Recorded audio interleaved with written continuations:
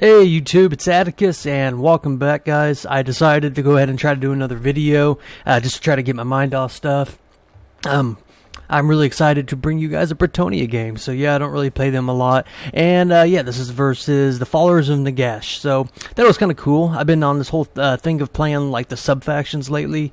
Yeah, so anyways, let's just jump into the builds. I'll try to keep this introduction short. Since my previous game of Indie Pride, I felt like I talked for like 20 minutes before the game started. So, for today, we're playing Bordeleaux, I think it is, the faction. But instead of playing Albric, we are taking a prophetess of heaven. So, what makes her unique pretty much is just she has one area of effect bombardment spell. I don't know if it'll let me click on it. Yeah, it's called Assault of Stone, and it's actually pretty good. It does a lot of area of effect damage.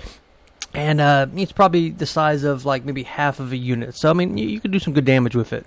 For my spell loadout, guys, we're taking Curse of the Midnight Wind, Wind Blast, which is really good against low armored like shaft units, skeletons, things like that, and Harmonic Convergence, just to buff up any of my cav units or my infantry units. So yeah, we're gonna be trying her, protecting her. I do have the Paladin who has that Guardian trait, and he's anti-large. So it's always good if you're gonna go cheap with the Prophetess. Might as well take a Paladin too, because it's still cheaper than taking, say, like Albric or something like that. So you can still kind of go wider on your army. For my front line, guys, we are going a mixture of Spearmen at Arms. We have the Beast Slayers of Bordeleaux, Bastion, and yeah, these guys I really like. I felt like if you're going to be fighting any units like Minotaurs or Tomb Kings or something like that, these guys for 900 gold, you're getting an anti-large, 100 leadership, so they're not going to be breaking, and they have good armor too. So yeah, these guys, I mean, it's a really good deal. They're like a mini Blackguard of Naggash, if you really think about it. Mixed in with them, guys, we have some battle programs, and the reason I brought these guys was for the leadership. These guys have 105 leadership, so what I was trying to do is have a front line that would actually hold, that wouldn't get terror routed if my opponent brought like Tomb Scorpions and things like that. So you put the Battle Pilgrims. These guys also have Frenzy, so they're going to be really good at dealing with shaft skeleton units as well.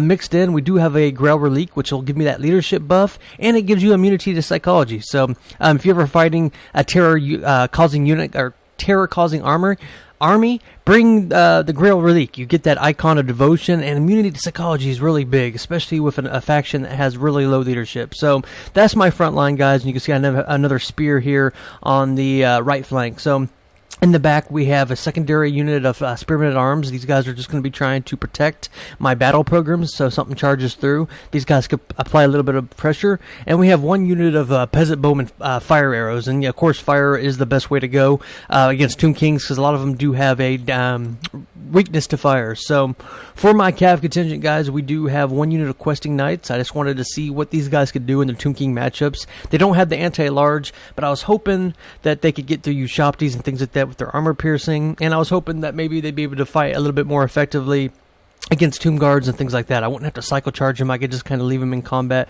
and put my micro elsewhere.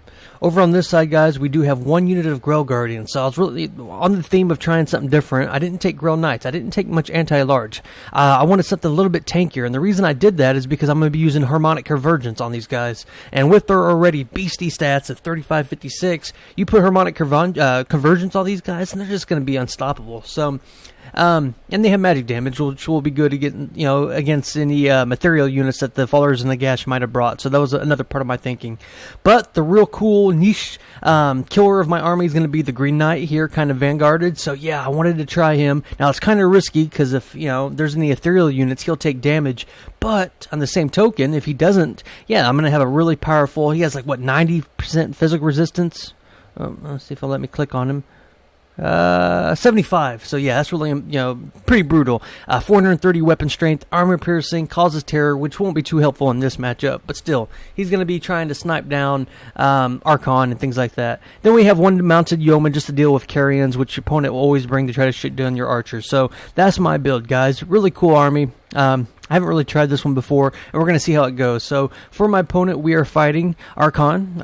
Where's he at? Archon, where you at, buddy? I saw him earlier.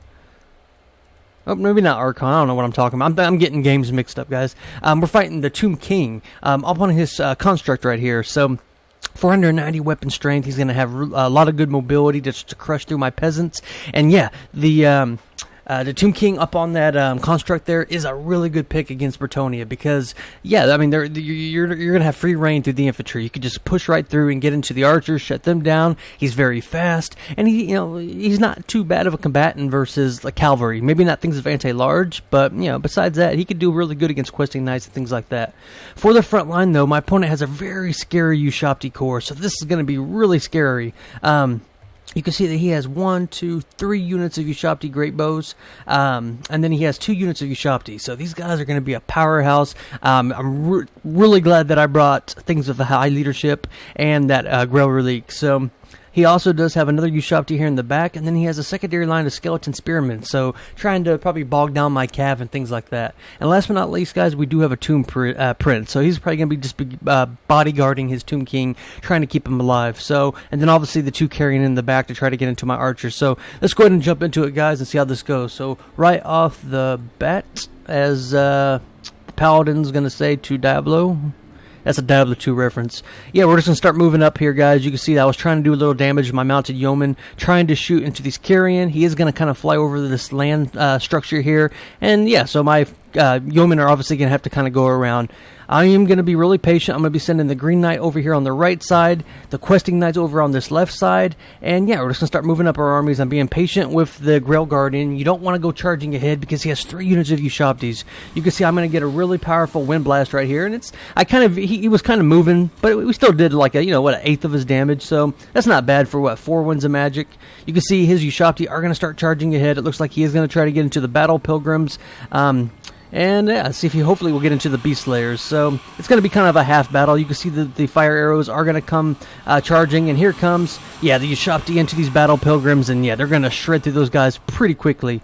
Over here, you can see that my Prophetess is getting hit by his Ushabti of Great Bows, so that was a little bit of a micro error on my part. And the bad thing is he's just going to keep shooting them, so it's going to force me to have to keep juking and jiving, wasting my micro on the Battle Pilgrim, which is really unfortunate. Over here, you can see that the Tomb King does get into the Spearman units, and the Green Knight is going to come in here. Same with the Grail Guardians, Grail Guardians, and we were just trying to shut down some of these Ushabti. And you can see I am going to get a Curse of the Midnight Wind and the Bombardment spell by the Prophetess. So that was her area of effect Bombardment spell, and it does some pretty good damage to the Skeleton Spearmen. And you can see, guys, we're actually just shredding through these Ushabtis, especially with the support of the Curse of the Midnight Wind. Now, I need to definitely get these Grail Guardians and the Green Knight out before these Spearmen bog them down, because I need to get into the back right here. These Ushabti Great Bows are just putting so much damage onto my Prophetess, and it's forcing me to have to keep going back and forth, kind of left to right to try to avoid the damage, which is keeping me from having my micro in the back. I haven't been able to attack these guys.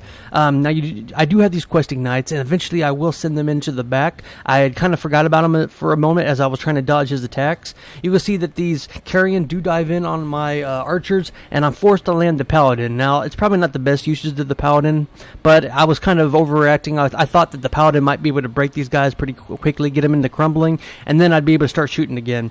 Over here, you can see that the Beast Slayers just crushed through 1 unit of these Ushabtis, and the Tomb Prince here is a little bit out. He's trying to go for the Grail Relique, but yeah, he's going to get bogged down with all these anti-large, so it's a little bit risky. Over here, the Yeomen are just chasing away Carrion, and yeah, guys, you can see that these Ushabti Great Bows are just trying so much to goon my Prophetess. I am going to go for a Wind Blast. I do kind of go over here. And yeah, that one's going to do a lot better damage. If we could break that unit, get it to crumbling, I could get these Spearmen of Arms into the back right here and try to shut down those Ushabti. The Questing Knights are still sitting there twiddling their thumbs. I will get them into combat here pretty quickly, but yeah. Over here, guys, you can see these Ushabtis are all fighting against anti-large, so yeah, we should be able to win that fight. And over here on the left, his Tomb King is getting surrounded by my Green Knight. And you can see the Green Knight is right on his tails. I do use his ability, his blade, which will make him hit a lot stronger. And yeah, the Paladin is going to come in here and he's going to land into the back, guys. And you can see the Carrion do try to get into my Prophetess. So yeah, the Paladin with his anti-large attack is going to land. More importantly, he's going to get one of those units to stop shooting. So that was really important for me. You can see the Tomb King is pulling back, and I'm trying to click on the Green Knight. I was like, okay, Green Knight, if I could get him, he's kind of exposed right now, and I am going to be able to pull out. So here I come. I'm going to hit my ability right there, the Dolores Blade, and it's going to do a little good damage to the Tomb King. He's not going to want to take that battle. You can see he's going to be forced to retreat. Questing Knights are still sitting over there, but finally I realize that I have them, and I'm going to send them around the back to try to shoot down those Ushopti. And you can see this whole game, they've just been such a damage to my, or a nuisance to my prophetess. And if I forget about him for one moment, he's going to be able to snipe her, and that's going to really tank my leadership.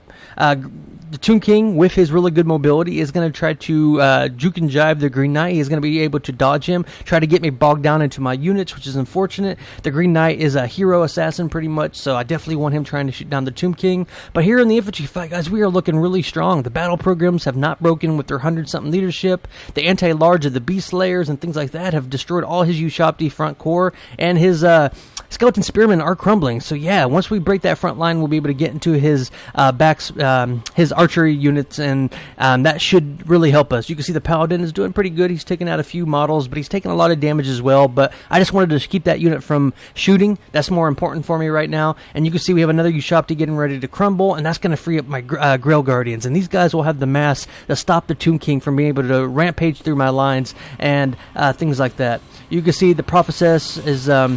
I'm just trying to get my Winds of Magic up. I'm trying to get another Wind Blast. And you can see the Tomb King is coming in here, fighting amongst the Grail Guardians. Now, they don't have anti-large, so, yeah, you know, it's not that bad of a usage. Now, I do think my Winds of Magic are going to be coming here in a second. I'm going to get another Wind Blast. You can see, though, I'm going to get the Questing Knights into the back right here. We're going to be able to shut down these Ushopti Great Bows, and that's going to be a huge pick for me, guys, because now we have shut down all his archery units. That frees up my Prophetess. I don't have to keep microing her, and now I can kind of get the Green Knight and things like that back onto the Tomb King. Over here, you can see we are getting ready to break the Skeleton Spearmen here. They will be crumbling. The Green Knight is free, and he's going to go right back onto the Tomb King hunting here, guys. Ever since the Questing Knights did get into the back, the balance of power is starting to drift off into my favor now. Now that we've been able to shut down his archery units, he definitely needed a spear unit or something here in the back to protect those guys. You can see the Tomb King is pulling away. He's trying to get away from those Grail Guardians, and he's going to go right into the Paladin and get a really good, devastating charge right here. But the Grail Knight is going to come assist,